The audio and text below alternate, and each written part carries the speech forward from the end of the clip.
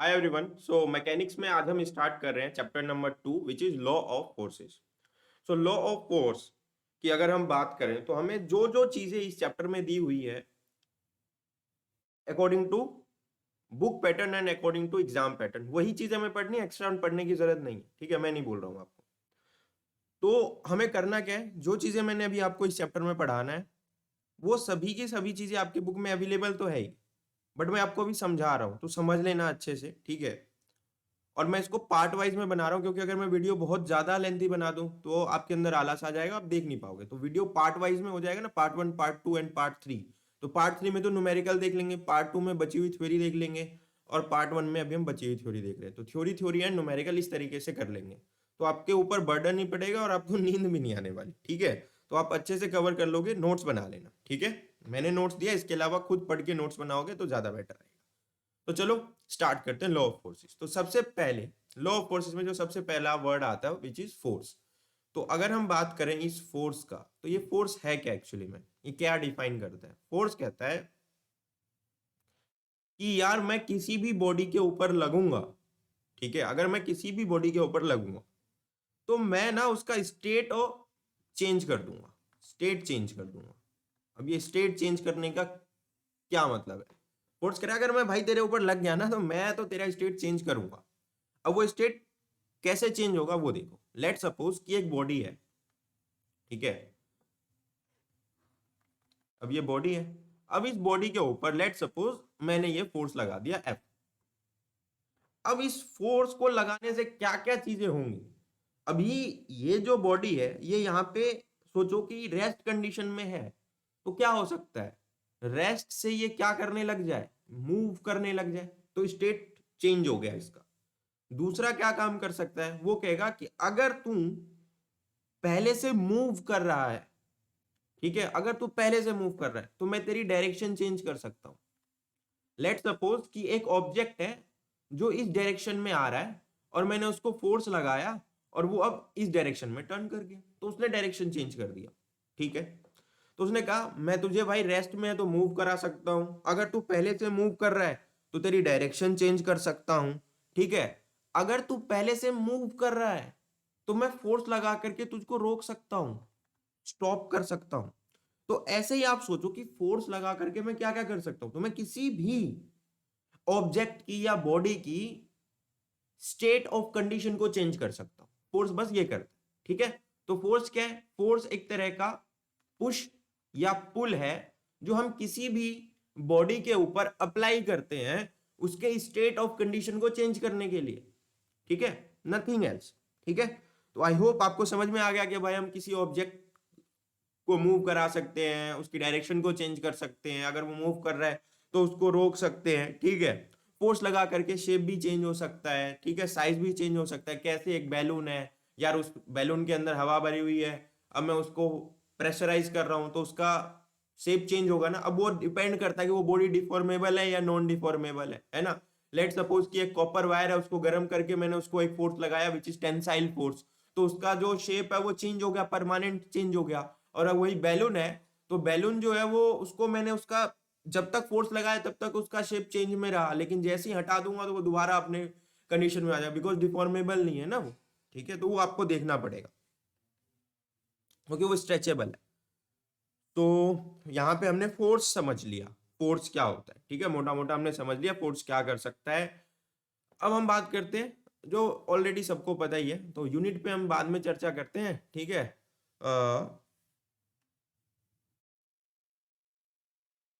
ठीक है, हाँ, सबसे पहले ये देखते हैं कि देखो ये अगर कोई ऑब्जेक्ट है, अगर मुझे इसके ऊपर फोर्स अप्लाई किया सम एफ, तो ये जो नोटेशन होता है ना फोर्स को अप्लाई करने का, जो नोटेशन यानी किस तरीके से हम दर्शाते हैं, वो हमेशा वेक्टर तरीके से दिखाते हैं। ठीक है, वेक्टर एक तरीका है फोर्स को दिखाने का।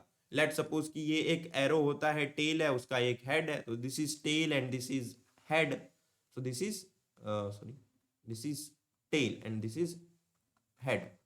और फिर मैंने यहाँ लिख दिया 10 न्यूटन, या 10 न्यूटन का फोर्स अप्लाई हो रहा है। तो एक होता है बॉस नोटेशन, उसको हमें शो करने की जरूरत नहीं है कि भाई उसके लेफ्ट साइड में क्या है, कैपिटल लेटर से शो करना है, नथिंग एल्स। हम फोर्स है यार, फोर्स को वेक्टर से शो करते हैं, वेक्टर में ही हमें पढ़ना है।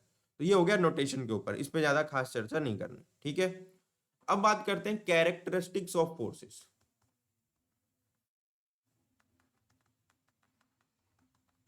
सो कैरेक्टरिस्टिक्स ऑफ फोर्सेस क्या है? तो यार कैरेक्टरिस्टिक्स ऑफ फोर्सेस क्या होता है? लेट सपोज कि मैं एक लड़का है, अब मुझे उसके कैरेक्टर बताने कि वो एक लड़का है, वो टॉपर है क्लास का। अब मुझे बोला जाए कि यार उसकी क्या कैरेक्टरिस्टिक्स है, तो मैं कहूंगा यार टॉपर है तो रेगुलर होगा, ठीक है, ज्यादा मेहनत करता होगा यानी हार्ड वर्क करता होगा, तो ये उसकी कैरेक्टरिस्टिक्स है। उसी तरीके से अगर फोर्स है तो उसकी क्या कैरेक्टरिस्टिक्स है? तो फोर्स की जो कैरेक्टरिस्टिक्स है उसमें सबसे इंपॉर्टेंट आता है कि यार उसके पास डायरेक्शन है, ठीक है, क्योंकि वो एक वेक्टर क्वांटिटी हम प्रीवियस वीडियो में ही पढ़ चुके हैं, है ना, जब हम वेट पे चर्चा करे थे। उसके पास डायरेक्शन है तो उसका एक कैरेक्टरिस्टिक उसका डायरेक्शन हो गया, एक कैरेक्टरिस्टिक उसका मैग्नीट्यूड हो गया, ठीक है, एक कैरेक्टरिस्टिक्स उसका सेंस हो गया। सेंस क्या होता है? तो हम सेंस बोलते हैं कि यार the way in which the force is acting is called sense of the force, यानी फोर्स किस तरीके से एक्ट कर रहा है वो उसका सेंस कहलाएगा, ठीक है। क्या कहलाएगा? सेंस। जैसे कि क्या वो पुश है, क्या वो पुल है, क्या मैं उसको खींच रहा हूं या मैं उसको धक्का दे रहा हूं, this is what sense and line of action, ठीक है। यानी लाइन ऑफ एक्शन मैंने लिख दिया, आपके बुक में लिखा हुआ है, बच्चे कंफ्यूज हो जाते हैं, that's why line of action is nothing, line of action is direction, तो बोथ आर सेम। तो फोर्स की जो कैरेक्टरिस्टिक्स है वो क्या है? डायरेक्शन होगा, मैग्नीट्यूड होगा और उसके पास सेंस होगा।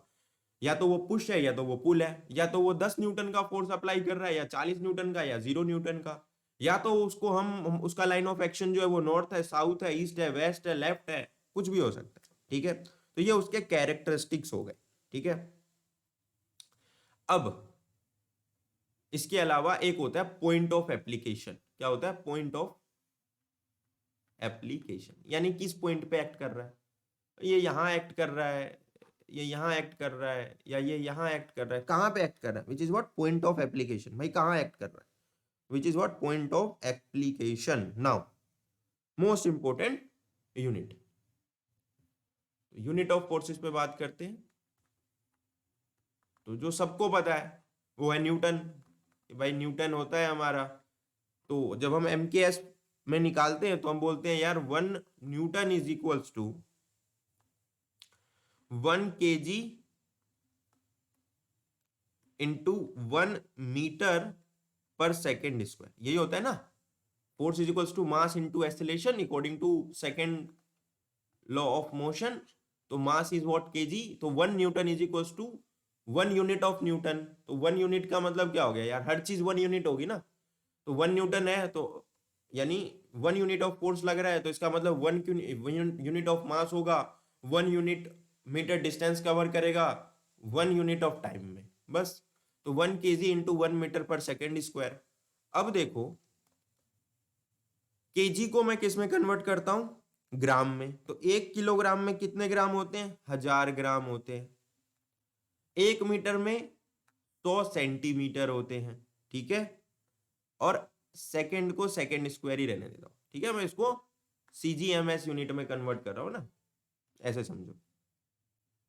ये बोलने के लिए तो मैं CGMS अपने आप में प्रोनाउंस करता हूं, बुक वगैरह में CGS लिखा रहता है, ठीक है। तो CGMS में बोलता हूं, CGS है ग्राम, ठीक है, सेंटीमीटर ग्राम सेकंड में। अब देखो ये 1000 into 100 centimetre per second square है, 3 और 2 5, यानी 10⁵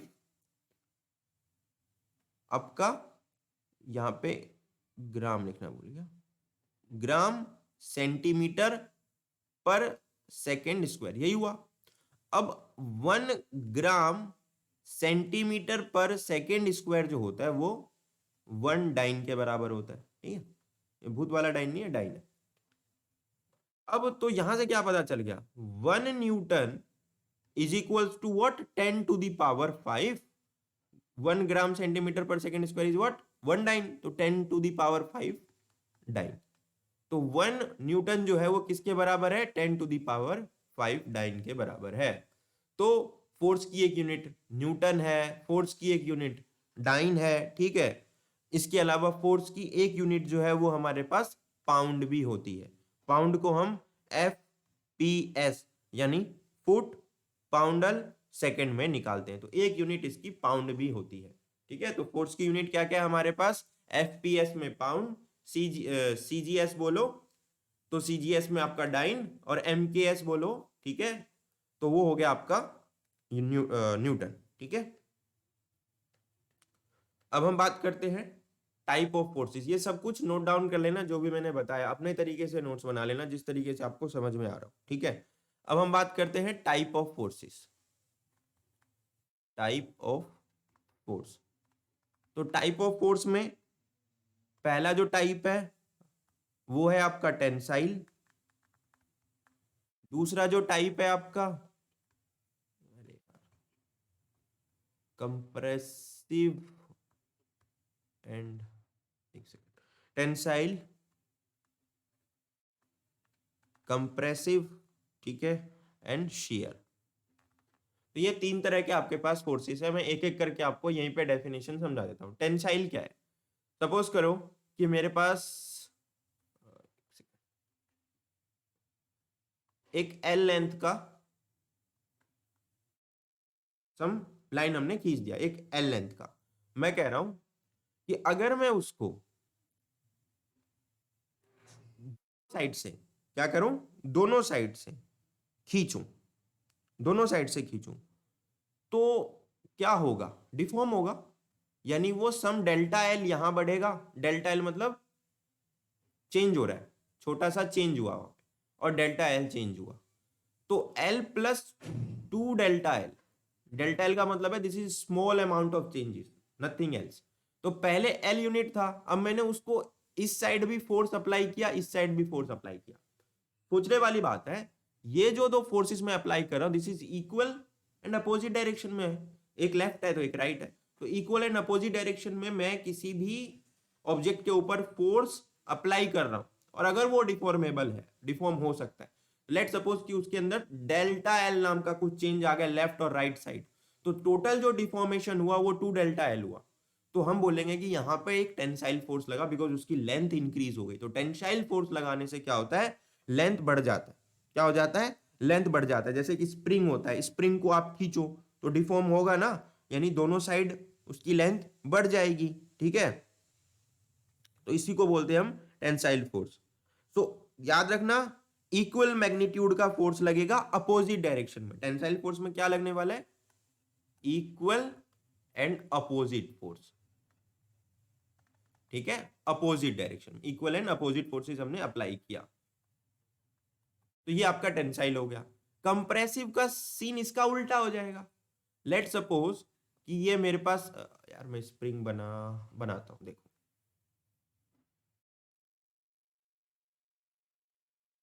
ये मेरा कोई स्प्रिंग है।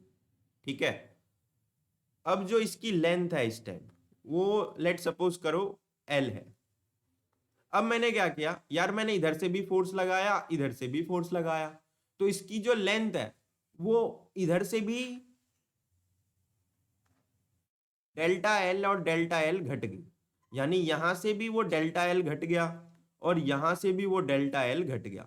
तो L माइनस क्या हो गया, 2 डेल्टा एल, यानी छोटा छोटा चेंज आ गया उसकी लेंथ में, तो उसकी लेंथ डिक्रीज हो गई। तो यहां पर भी हम क्या कर रहे हैं, हम कह रहे हैं कि यार एक फोर्स इस डायरेक्शन में लग रहा है और एक फोर्स इस डायरेक्शन में लग रहा है और इक्वल फोर्सेस लग रहे हैं। ठीक है, तो यहां पर भी इक्वल एंड अपोजिट फोर्सेस लग रहे हैं, और ये फोर्सेस ऑब्जेक्ट की लेंथ को डिक्रीज करता है, तो कंप्रेसिव फोर्स हो गया। तो जो समझने वाली बात है वो मैं पहले बता रहा हूं, इक्वल अपोजिट फोर्सेस, टेंसाइल में लेंथ बढ़ जाएगा, कंप्रेसिव में लेंथ डिक्रीज हो जाएगा। तो जो वहां पे एमसीक्यू आने वाला है तो वहां लॉजिक से क्वेश्चन पूछेगा, है ना, रटने से नहीं, लॉजिक से क्वेश्चन पूछेगा। नेक्स्ट, शेयर फोर्सेस क्या होता है, तो शेयर फोर्सेस आपने रिवेट जॉइंट में पढ़ा होगा। ठीक है, अगर आप मैकेनिकल बैकग्राउंड से हैं या फर्स्ट ईयर में, तो यार हमें पढ़ाया जाता है ना जॉइंट्स वगैरह, जब हम वर्कशॉप टेक्नोलॉजी पढ़ते हैं तो उसमें रिवेट जॉइंट पढ़ाया जाता है कि यार एक ये लोहा है और एक ये लोहा है, इन दोनों को हमने यहाँ पे रिवेट जॉइंट से कनेक्ट कर दिया है। अब इसको मैं इधर खींच रहा हूँ, इसको इधर मैं खींच रहा हूँ, तो ये क्या करेगा, एक दूसरे को रप्चर करके भागने की कोशिश करेगा कि भाई मैं तोड़ दूंगा तो मैं तोड़ दूंगा। तो ये जो फोर्सेस को बोलते हैं हम शेयर फोर्सेस। ठीक है, तो इसमें भी फोर्स जो है वो इक्वल मैग्नीट्यूड का और अपोजिट डायरेक्शन में लग रहा होता है, ठीक है, और इनका लाइन ऑफ एक्शन जो होता है वो डिफरेंट होता है, सिंपल। अब देखो, tensile forces line of action is same, ठीक है, compressive force line of action is same, share forces line of action of force is different. तो देखो सिमिलैरिटी देखो, equal opposite, equal opposite, equal opposite, line of action is same, line of action is same, line of action is not same. Because यहां देखो कि ये अगर object है तो इस ऑब्जेक्ट को इधर से भी खींच रहा हूं, इधर से भी खींच रहा हूं, there line of action is same. ये ऑब्जेक्ट है, इसको मैं इधर धक्का दे रहा हूं, इसको मैं इधर देख रहा हूं, there line of action is same. But यहां पे ये ऑब्जेक्ट है, यहां पे ये ऑब्जेक्ट है, ये इधर भाग रहा है, ये इधर भाग रहा है, रप्चर करने की कोशिश कर रहा है एक दूसरे को कि मैं तोड़ के चला जाऊंगा। तो यहां पे इनका, इसका लाइन ऑफ एक्शन ये है और इसका लाइन ऑफ एक्शन ये है, तो लाइन ऑफ एक्शन अलग हो गया, लेकिन दोनों का मैग्नीट्यूड, ठीक है, वो सेम है, अपोजिट डायरेक्शन है, ये भी सेम है। तो ये आपको टाइप ऑफ फोर्सेस में जो समझना था वो आपने समझ लिया। तो इसको एक चार्ट की तरह, टेबल की तरह बना करके लिख लेना, ठीक है। अब हम बात करते हैं next topic which is principle of transmissibility, ठीक है, प्रिंसिपल ऑफ ट्रांसमिसिबिलिटी, ठीक है। प्रिंसिपल ऑफ ट्रांसमिसिबिलिटी की सबसे इंपॉर्टेंट पॉइंट ये है कि ये हमारी डिफॉर्मेबल बॉडी पे अप्लाई नहीं होती, ठीक है, डिफॉर्मेबल बॉडी पर अप्लाई नहीं होगा। तो हिंदी में, इंग्लिश में, जिसमें भी लिखना हो लिख लेना। तो मैं क्रॉस का निशान बोल रहा हूं कि ये डिफॉर्मेबल बॉडी पर अप्लाई नहीं होती, यानी वो बॉडी जो डिफॉर्म हो सकती है, आसानी से टूट फट जाए, शेप चेंज हो जाए, तो उस पर अप्लाई नहीं होगा। प्रिंसिपल ऑफ ट्रांसमिसिबिलिटी सिर्फ और सिर्फ रिजिड बॉडी पर ही अप्लाई होता है। तो चलो अब आगे बात करते हैं इसकी डेफिनेशन पे। डेफिनेशन के बाद मैं आपको लॉजिक समझा दूं। तो प्रिंसिपल ऑफ ट्रांसमिसिबिलिटी क्या कहता है कि if a force act at a point in rigid body, it may be considered to act at any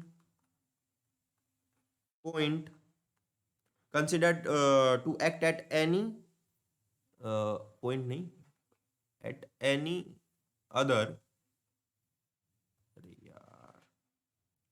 at any other at any other point, at any other point of the body on the line of action of force, ठीक है। तो क्या मतलब है इसका? तो हाँ, अब देखो, लेट सपोज ये बना दिया हमने एक ऑब्जेक्ट, ये है भैया उसका लाइन ऑफ एक्शन, ठीक है। तो प्रिंसिपल ऑफ ट्रांसमिसिबिलिटी कहता है कि देखो, अगर ये line of action of force है, तो इस line of action of force पे लेट सपोज कि मैंने पहले फोर्स यहां लगाया, फिर मैंने फोर्स यहां लगाया, फिर मैंने फोर्स यहां लगाया, फिर मैंने फोर्स यहां लगाया, ए बी सी डी।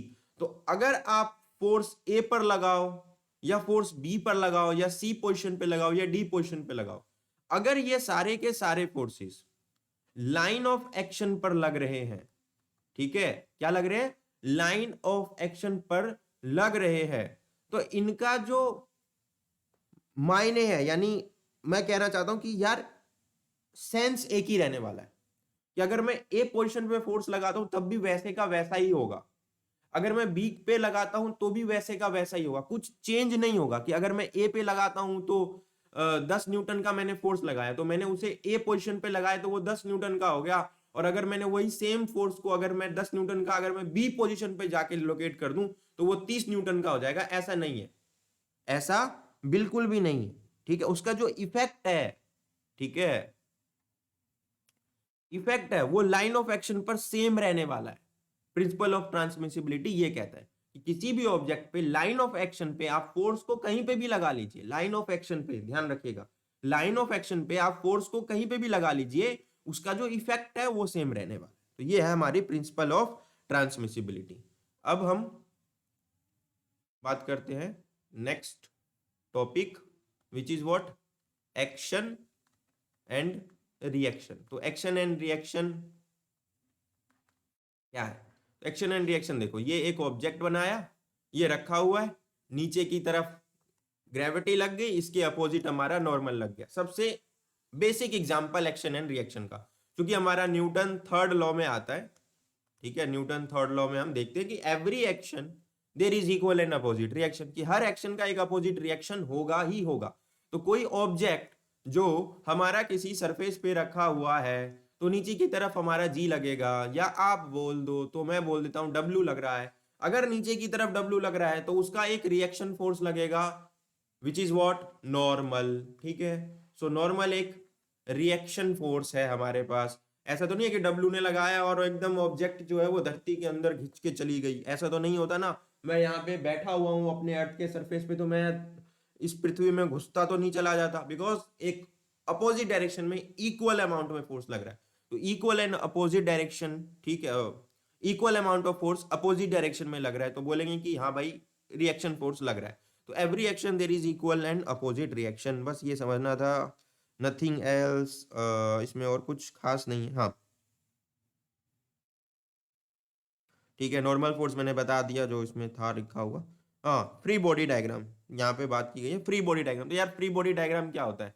मान लो कि ये एक ऑब्जेक्ट है, इसके साथ ये एक ऑब्जेक्ट लगा दिया, तो और ये किसी एक सरफेस पे रखा हुआ है। तो अगर मुझे सिग्निफाई करना है कि यार इस पर्टिकुलर ए ऑब्जेक्ट और ये एक बी ऑब्जेक्ट है, तो इस पर्टिकुलर ए ऑब्जेक्ट पे कहाँ कहाँ फोर्स लग रहा है, इस बी ऑब्जेक्ट पे कहाँ कहाँ फोर्स लग रहा है, तो अगर मुझे सिग्निफाई करना है, पता लगाना है कि यार कहाँ कहाँ फोर्सेस लग रहा है, ठीक है, तो उसके लिए हम फ्री बॉडी डायग्राम का इस्तेमाल करते हैं, ठीक है।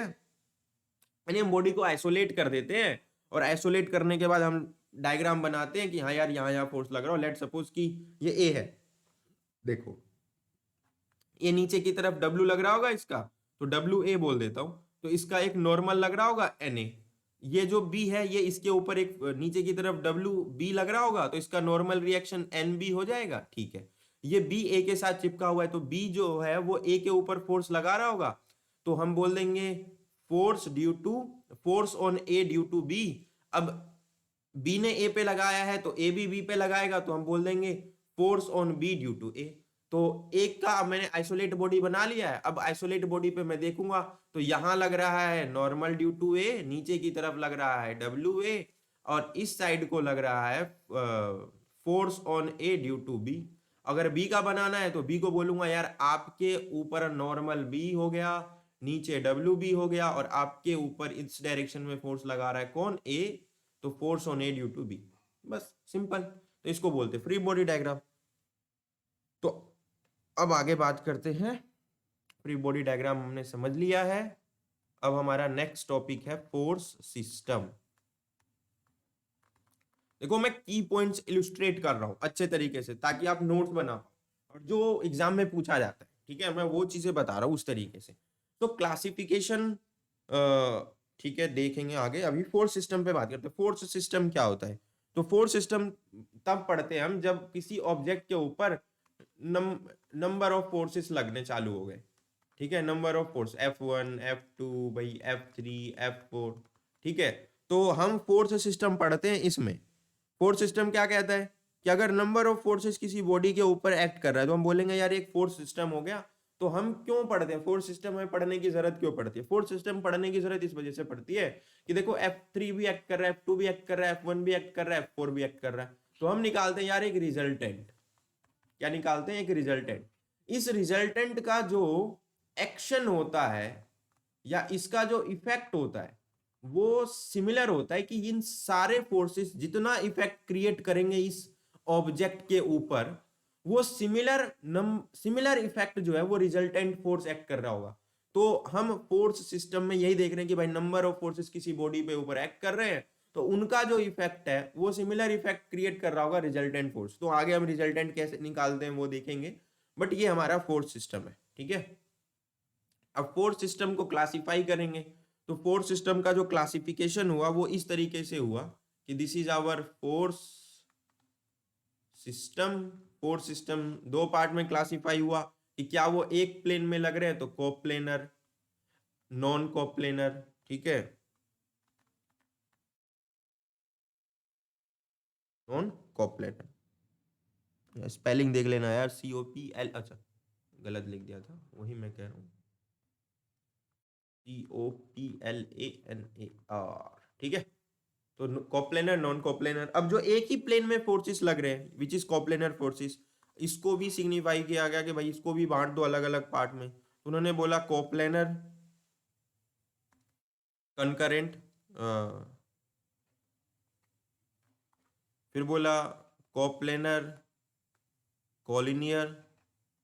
ये सब वर्ड से हम फेमस है, तो वर्ड से ही हम सिग्निफाई कर सकते हैं कि मतलब क्या होता है। कोप्लेनर पैरेलल, ठीक है, coplanar, coplanar non concurrent, non parallel, ठीक है। तो ये हमारा सिस्टम है। अब देखो मैं यहाँ पे आपको समझा देता हूँ, उतना डेफिनेशन देखने की जरूरत नहीं है, एक ही चीज में समझ में आ जाएगा। कोप्लेनर का क्या मतलब होता है, सेम प्लेन। ये एक पेज है, इस पेज पे एक फोर्स F1 लग रहा है, यहाँ पे एक फोर्स F2 लग रहा है, सेम प्लेन में लग रहा है, F1 F2 कोप्लेनर है।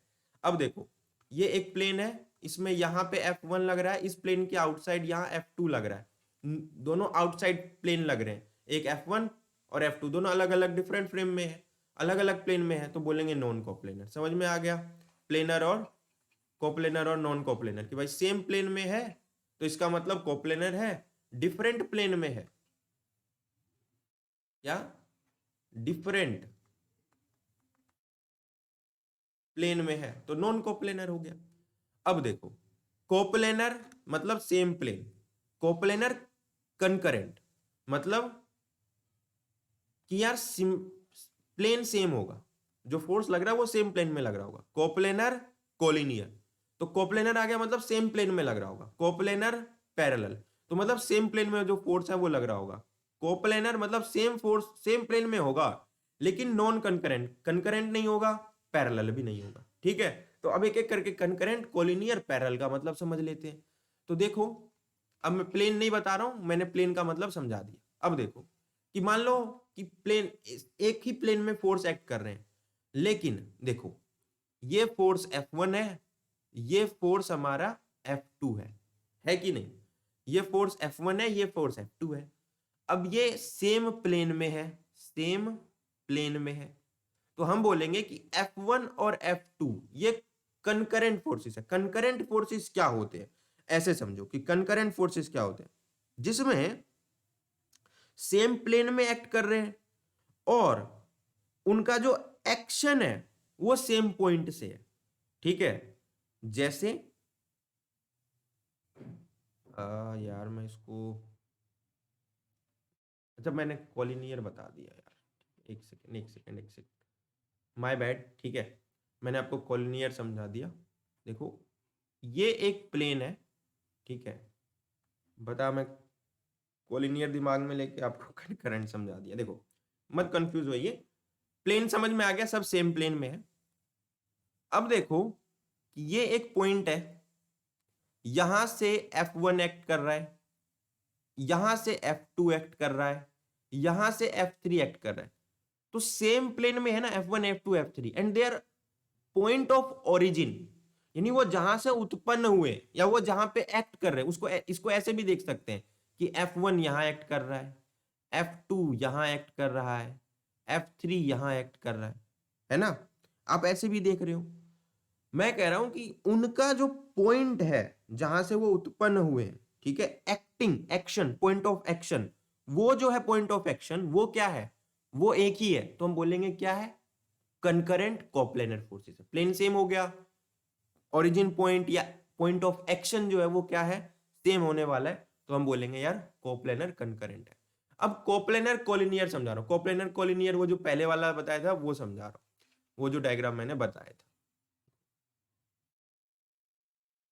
ये देखो ये F2 है, ये F1 है, ठीक है, ये क्या है F2 और F1 है।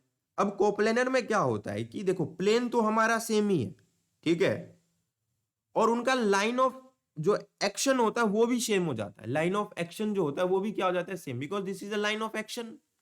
तो कोलिनियर क्या होता है कि उसका लाइन ऑफ एक्शन सेम होने वाला है और वो सेम प्लेन में एक्ट कर रहे हैं, तो बोलेंगे कोलिनियर है। तो लाइन ऑफ एक्शन सेम, ऐसे चार्ट बनाना। कंकरेंट में क्या है, point of action is same. Same plane लिखने की जरूरत नहीं है, वो हमारे दिमाग में बसा हुआ है भाई, कोप्लेनर कंकरेंट बोला ना उसने, तो कोप्लेन का मतलब प्लेन है। कोप्लेनर पैरेलल क्या होता है, अब देखो कोप्लेनर पैरेलल यहां डायग्राम के थ्रू समझा रहा हूं, ठीक है। देखो ये एक फोर्स है F1, ये एक फोर्स है F2, दोनों सेम प्लेन में है लेकिन पैरेलल है। डायरेक्शन अपोजिट हो सकता है, वो कोई मायने नहीं रखता है। मान लो ये F2 है, ये इस डायरेक्शन में, इस डायरेक्शन में, लेकिन पैरेलल फोर्सेस है, सेम प्लेन में है। तो कोप्लेनर पैरेलल, कोप्लेनर पैरेलल में क्या होता है, हम बोलेंगे कि यार वो सेम प्लेन के अंदर है लेकिन उनका लाइन ऑफ एक्शन जो है ना वो एक दूसरे के पैरेलल है, ठीक है। उनका लाइन ऑफ एक्शन, इसका लाइन ऑफ एक्शन ये है, इसका लाइन ऑफ एक्शन ये है। तो जो लाइन ऑफ एक्शन होता है, ठीक है, क्या होता है, लाइन ऑफ एक्शन जो होता है वो क्या होता है, पैरेलल। अब कोप्लेनर है नॉन कंकरेंट नॉन पैरेलल, ना ही कंकरेंट है। कंकरेंट का मतलब क्या है कि वो उनका जो पॉइंट ऑफ एक्शन है वो भी एक नहीं है और पैरेलल भी नहीं है। जैसे ये एक बीम बनाया, यहां पे ये एक देखो प्लेन सेम है, ये एक प्लेन बना दिया मैंने, प्लेन सेम है, देखो कोप्लेनर है मतलब सेम प्लेन के अंदर है, लेकिन कंकरेंट नहीं है मतलब उनका पॉइंट ऑफ एक्शन जहां पे वो एक्ट कर रहे हैं वो सेम नहीं है, पैरेलल भी नहीं है, यानी उनका लाइन ऑफ एक्शन जो है वो पैरेलल भी नहीं है। तो देखो ये जो हमारा कोई एक डंडा है, इस डंडे पे ये फोर्स F एक्ट कर रहा है, यहाँ पे लेट सपोज FA एक्ट कर रहा है। अब यहां पर देखो एक फोर्स आया, ये ऐसे एक्ट कर रहा है विच इज FB। तो ध्यान से अगर आप देखो तो सेम प्लेन में है, इनका पॉइंट ऑफ एप्लीकेशन जो है वो सेम नहीं है, ये यहां एक्ट कर रहा है, ये यहां एक्ट कर रहा है, सेम तो एक्ट कर नहीं रहे। इसके अलावा इसका जो लाइन ऑफ एक्शन है वो ये है, इसका लाइन ऑफ एक्शन ये है, ये पैरेलल भी नहीं है एक दूसरे के। तो ये क्या हो गया, कोप्लेनर है नॉन कंकरेंट नॉन पैरेलल। तो नॉन कंकरेंट नॉन पैरेलल से आप समझ सकते हो, नॉन कंकरेंट का मतलब है their point of action is not same and their line of action is not parallel, ठीक है, but they all are lying in a same plane। तो ये हमारा क्या था, फोर्स सिस्टम। तो एक टेबल बना लेना, लिख लेना coplanar concurrent, coplanar collinear, coplanar parallel, coplanar non concurrent non parallel. वैसे तो ये मैंने डायग्राम के थ्रू आपको इसलिए समझाया ताकि आपको पेपर में आए तो हम कंफ्यूज ना हो जाए, क्योंकि उतना कुछ दिमाग में नहीं रहता, तो हम बना करके डायग्राम खुद सोच सकते हैं, क्योंकि बिकॉज इसको बनाने में जितना ज्यादा कितना लगेगा 10 सेकंड, क्योंकि एक ही क्वेश्चन आने वाला है, सारे तो नहीं आ जाएंगे, कोई एक ही पूछेगा कोप्लेनर कोलिनियर कोप्लेनर पैरेलल, तो डायग्राम बना के हम समझ सकते हैं, ठीक है। तो इस पार्ट में हमारा इतना ही था। नेक्स्ट पार्ट में हम देखेंगे component of forces and then numerical derive करेंगे फॉर्मूला वगैरह, ठीक है, ग्राफिकल मेथड्स वगैरह देख लेंगे कि यार हम पैरेललोग्राम लॉ ऑफ एक्शन, ठीक है, ट्रायंगल लॉ, ठीक है, लेमिस थ्योरम, इन सबको ड्राइव करके देख लेंगे कि क्या फॉर्मूला बनता है, फिर हम न्यूमेरिकल करेंगे। तो नेक्स्ट पार्ट में भी हमारा थ्योरी डेरिवेशन हो जाएगा, फिर उसके बाद हम हर एक फॉर्मूले के बेसिस पे जो इंपॉर्टेंट क्वेश्चन है आपके वो हम कवर अप करेंगे। तो इस पार्ट में इतना ही। चैनल को कर देना सब्सक्राइब, वीडियो को कर देना लाइक और शेयर कर देना, ठीक है, और कमेंट करना यार, ठीक है, कमेंट करना मैंडेटरी होता है, ठीक है।